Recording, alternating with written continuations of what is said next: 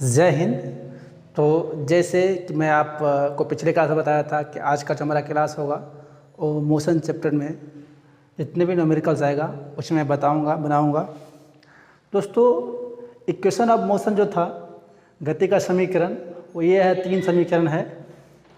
उसमें फर्स्ट है v बराबर u प्लस ए टी, दूसरा है s बराबर U T plus half A T square और तीसरा है वी स्क्वायर बराबर यू स्क्वायर प्लस 2as।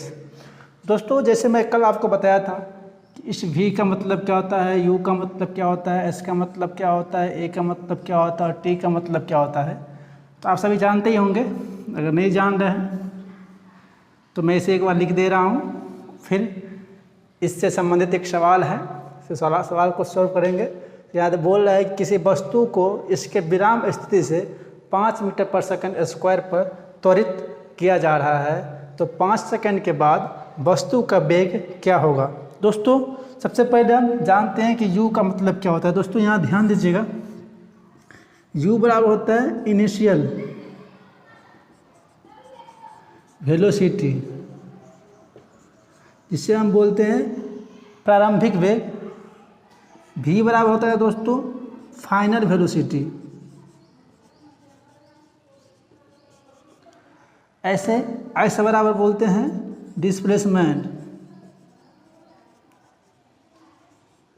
जिसे हम बोलते हैं विस्थापन। और t बराबर जानते ही होंगे आप, टाइम को बोलते हैं। और a बराबर बोलते हैं एक्सेलरेशन। हो ही गया। u बराबर इनिशियल वेलोसिटी यानी प्रारंभिक वेग, और v बराबर होता है फाइनल वेलोसिटी, जिसे हम बोलते हैं अंतिम वेग। s बराबर होता है डिस्प्लेसमेंट यानी विस्थापन, a बराबर होता है एक्सेलरेशन यानी त्वरण, और t बराबर होता है टाइम। तो दोस्तों, आइए इस समीकरण पर आधारित इस सवाल को सॉल्व करते हैं और देखते हैं, समझते हैं। दोस्तों, अगर इसे आप याद रखते हैं तो मोशन चैप्टर में जितने भी न्यूमेरिकल है आपसे नहीं बचेगा, बन जाएगा। तो आइए देखते हैं। इसमें ये बोल रहा है, फर्स्ट है किसी वस्तु को इसके विराम स्थिति। इसका मतलब ये हुआ दोस्तों कि जो वस्तु कोई ऑब्जेक्ट है या कोई गाड़ी है, कोई वस्तु है, वो क्या है, पहले एकदम से विराम स्थिति में है, यानी रुका हुआ है। अभी ये वस्तु जो है ना, अभी रुका हुआ स्टे है, विराम स्थिति। यानी विराम मतलब क्या, रुका हुआ, आराम कर रहा है, विराम कर रहा है। अब बोल रहा है उसको 5 मीटर पर सेकेंड से त्वरित किया जाता है। यानी मतलब त्वरित मतलब क्या होता है, एक्सेलरेशन, यानी एक्सेलरेट कर रहा है 5 मीटर पर सेकेंड स्क्वायर से। अब बोल रहा है कि 5 सेकेंड बाद वस्तु का वेग क्या होगा। दोस्तों, तो अब ध्यान दीजिएगा, सबसे पहले इसको हम लिख लेंगे जो क्वेश्चन बता रहा है कि बोल रहा है वस्तु विराम में है, तो उसका जो इनिशियल वेलोसिटी कितना हो जाएगा, यानी u इक्वल टू कितना हो जाएगा, 0, चूँकि वो विराम में है ना। अब देखिए, बोल रहा है स्थिति से 5 मीटर पर सेकेंड पर त्वरित किया जा रहा है, तो मतलब एक्सेलरेशन कितना हो गया, 5 मीटर पर सेकेंड स्क्वायर। दोस्तों, त्वरण को जो है ना मीटर पर सेकेंड स्क्वायर इसका मात्रक होता है, यूनिट होता है। उसके बोल रहा है टाइम दिया गया, टाइम इक्वल टू 5 सेकेंड। आराम से पढ़िएगा दोस्तों क्वेश्चन को, तो इजीली आपको बन जाएगा। बट इसे आप जल्दीबाजी करेंगे तो नहीं बनेगा। देखिए, u दे दिया है क्योंकि विराम अवस्था में प्रारंभिक वेग 0 है, a यहाँ पे दिया गया है 5 मीटर पर सेकेंड स्क्वायर, टाइम दिया गया है। अब बोल रहा है कि वस्तु का वेग क्या होगा। दोस्तों, जब इसको वस्तु को विराम स्थिति से एक एक्सीलरेट दे के उसको 5 मीटर पर सेकेंड स्क्वायर से उसको स्टार्ट किया, और दोस्तों वो बोल रहा है कि उसका v यानी अंतिम यानी फाइनल वेलोसिटी क्या होगा। दोस्तों, फाइनल वेलोसिटी क्या होगा, यानी अंतिम वेग क्या होगा। दोस्तों, इसका फॉर्मूला क्या होगा, v इक्वल टू क्या होता है, u प्लस ए टी। अब इसे पुट करेंगे तो v इक्वल टू लेंगे u प्लस ए टी। अब मुझे v निकालना है, यानी वेग निकालना है। अंतिम जो वेग होता है वही फाइनल वेग होता है, तो निकालना है। u मुझे प्रारंभिक वेग पता है 0 किलोमीटर। अब देखिए, a पता है मुझे एक्सेलरेशन और t पता है मुझे टाइम, इसे पुट कर देंगे, इजीली निकल जाएगा। देखिए दोस्तों, v इक्वल टू क्या हो जाएगा, u यानी 0, प्रारंभिक वेग 0, प्लस a यानी 5 मीटर पर सेकेंड स्क्वायर, और टी कितना है, टाइम 5 है, 5 सेकेंड, यही ना है। अब ध्यान दीजिएगा दोस्तों, 5 सेकेंड। अब क्या हो जाएगा, ये करेंगे तो गुना करेंगे ना इसको, तो 5 है ये दोस्तों। एक ऐसे यहाँ पे है, एक यहाँ पे, तो कितना हो जाएगा, ये हो गया 5 है 25, और ये एक ऐसे, ये एक ऐसे कट गया, यहाँ पे बच गया एक ऐसे, हो गया मीटर पर सेकेंड। चूंकि दोस्तों यही आपका आंसर हो जाएगा v बराबर,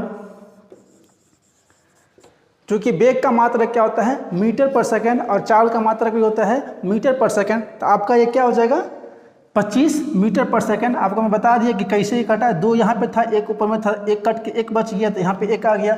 दोस्तों उम्मीद करता हूँ अभी आप समझ गए होंगे। अब इस तरह के सवाल जब भी न्यूमेरिकल आपसे कोई पूछता है तो आप इजीली बना सकते हो। सबसे पहले आपको इस फार्मूला को याद रखना है। अब दूसरा सवाल देखते हैं।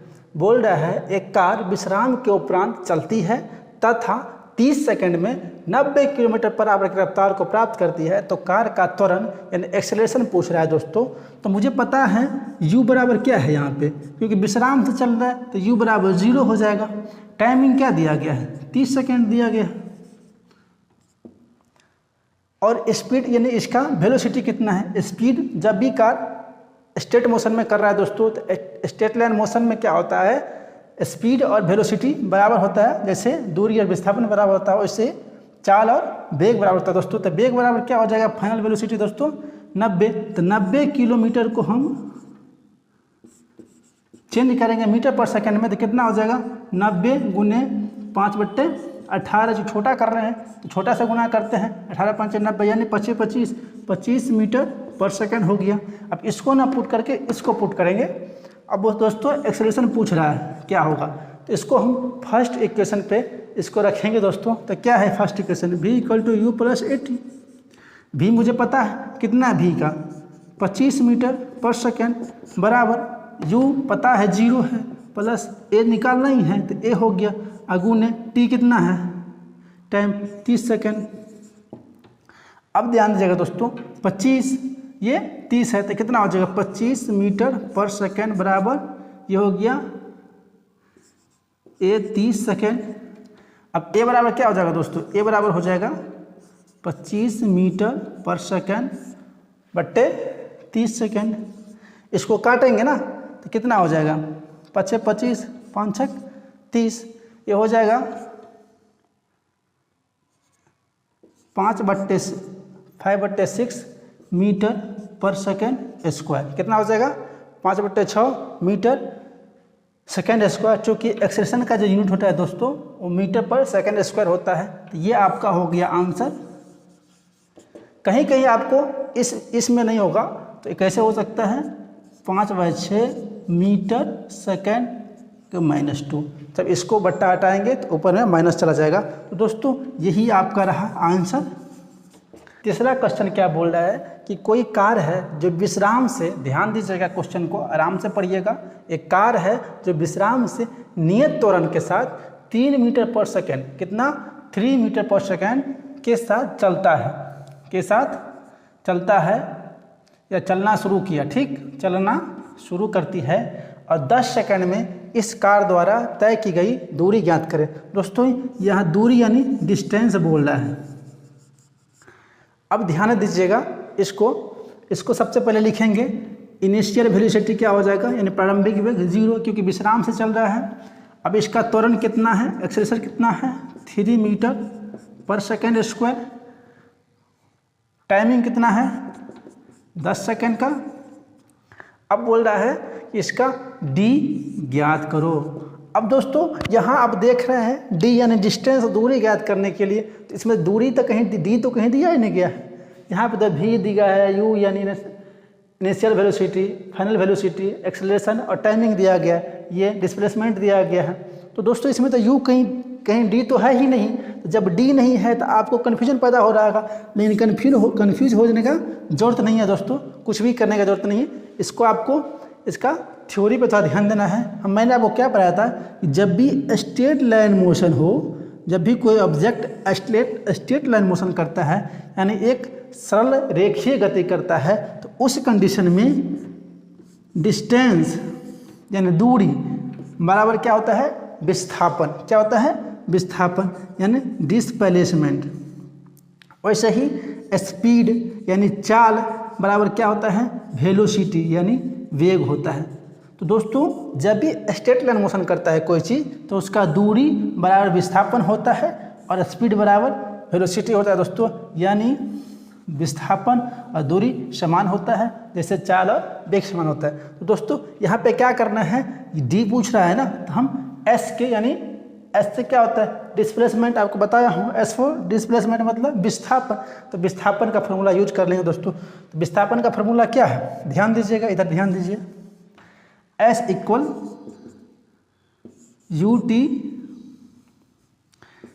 T plus half A T square, यही ना है। अब इसे पुट कर देंगे तो एस का मान मुझे निकालना है, डी निकालना है, तो एस को लिखते जाएंगे और यू है तो यू कितना है 0 है और टी कितना है, टी कुछ भी रहे। यहाँ अगर हम टी 10 लेते हैं तो जब 0 से 10 में गुना करें तो 0 ही ना हो जाएगा।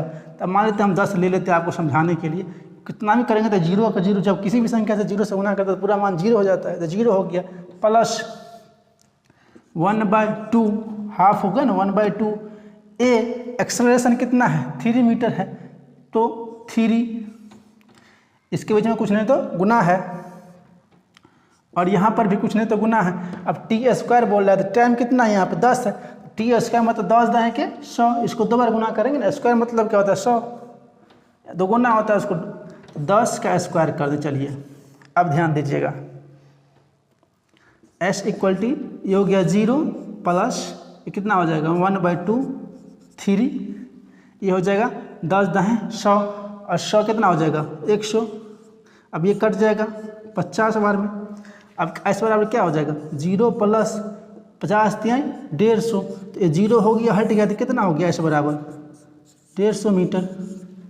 क्योंकि डिस्प्लेसमेंट किस में उसको मापते हैं, मीटर में मापते हैं, दूरी किस में मापते हैं मीटर में मापते हैं। तो यहाँ पे क्या हो जाएगा डिस्प्लेसमेंट इक्वल टू 150 मीटर।